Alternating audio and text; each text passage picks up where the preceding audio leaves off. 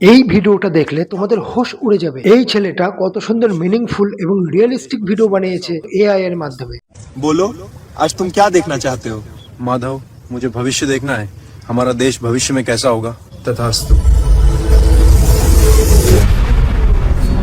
ये कैसा भारत है? नदियां सूख गई हैं, जंगल ना बच सके, पर्वतों को भी नहीं छोड़ा गया। ये हालत क्यों है? यहाँ सांस लेना भी मुश्किल लग रहा है। जब समय था तब ठोस कदम नहीं उठाए गए। हर जगह पुरुष ही क्यों दिख रहे हैं? स्त्रियाँ कहाँ हैं? कानून व्यवस्था ने सारे अधर्मियों को खुला छोड़ दिया। स्त्रियां सुरक्षित हो गई, तब उन्होंने प्रण लिया कि वे बाहर नहीं निकलेंगी। तो प्रभु, इसके खिलाफ किसी ने आवाज नहीं उठाई? हाँ, आवाज तो उठाई थी। तो फिर वे कहाँ हैं?